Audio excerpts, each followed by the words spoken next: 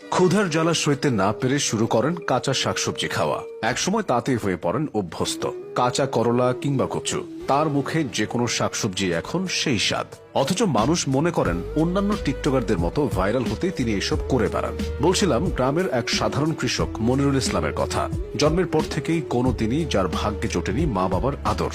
ছোটবেলা থেকেই অন্যের বাড়িতে কাজ করে বড় হলেও কোনোদিন পাননি প্রাপ্য মজুরি। অভাবের দরুন জীবনের বেশিরভাগ সময়ই পড়েছেন অন্যের ব্যবহার করা কাপড়। এমনকি যেসব খাবার গরু ছাগলও খায় না, অনায়াসে সেসব খেয়েই প্রমাণ করেছেন পেটে ক্ষুধা থাকলে ঘাস লতাপাতাও অমৃতের সমান। বাবা মায়ের মধ্যে সম্পর্ক ভালো ছিল না, ফলে জন্মের পরই মনিরুল ইসলামের ঠাঁই হয় নানির কাছে। অসহায় নানি অন্যের বাড়িতে কাজ করে কাঁথা সেলাই করে যা আয় করতেন তা দিয়ে চলত দুজনের পেট। এভাবেই খেয়ে না খেয়ে বেড়ে উঠতে থাকেন মনিরুল। একটু বড় হবার পর তাকে ভর্তি করে দেওয়া হয় বাড়ির পাশের স্কুলে। প্রথম শ্রেণী থেকে দ্বিতীয় শ্রেণীতে ওঠার সময় মাত্র 10 টাকা ভর্তি ফিস চান শিক্ষক। বাড়ি ফিরে মনিরুল দেখেন নানি কাজ করছেন। এমন অবস্থায় টাকা চেয়ে তিনি গড়াগড়ি খেতে শুরু করেন। কিন্তু যেখানে দুবেলা খেয়ে পরে বেঁচে থাকাই দায়, সেখানে 10 টাকা যেন 10 লাখ টাকার সমান। যা দিতে না পারায় দরিদ্র নানি রাগে অপমানে বিরক্ত হয়ে ইচ্ছামতো মারধর করেন মনিরুলকে। শেষ হয় তার পড়াশোনার স্বপ্ন। এমন সময় এগিয়ে আসেন পাশের বাড়ির এক সরকারি চাকরিজীবী। জানান মনিরুল এখন থেকে তার গেরস্থ বাড়িতে থেকে পড়াশোনা করবেন। কিন্তু মানুষ যা বলে আর যা করে তার মধ্যে থাকে বিস্তর ফারাক। পড়াশোনা করানোর কথা বলে নিয়ে গেলেও মনিরুলকে দেওয়া হয় গরু চড়ানোর দায়িত্ব। প্রতিদিন 20 থেকে 30টা গরুর দেখভাল করতে হয় ছোট্ট মনিরুলকে। বিনিময়ে প্রতি বছরে জোটে 2টি হাফ প্যান্ট, 2টি গেঞ্জি, 1 জোড়া স্যান্ডেল আর 1টি গামছা।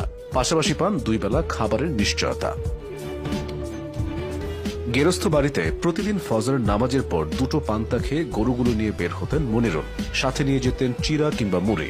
সেসব দিয়ে মেটাতে হতো দুপুরের খাবার। এবং আপনি অবাক হবেন যখন জানবেন বিলের মধ্যে তিনি কোনো পানি নিয়ে যেতে পারতেন না। তৃষ্ণা পেলে খুঁজে বের করতেন কাঁকড়ার গর্ত। সেসব গর্ত খুঁড়েই পান করতেন পানি। কিন্তু সামান্য চিরা মুড়ি আর গর্ত খুঁড়ে বের করা পানিতে ক্ষুধা মিটত না। পেটের যন্ত্রণায় তখন কাঁচা শাকসবজি খাওয়া শুরু করেন মনিরুল। একসময় তাতেই অভ্যস্ত হয়ে পড়েন। কাঁচা করলা, বুনো ফল কিংবা কাঁচা কচু যা খান তাই তার কাছে সেই স্বাদ লাগতে থাকে। এভাবেই কেটে যায় 5 থেকে 6 বছর।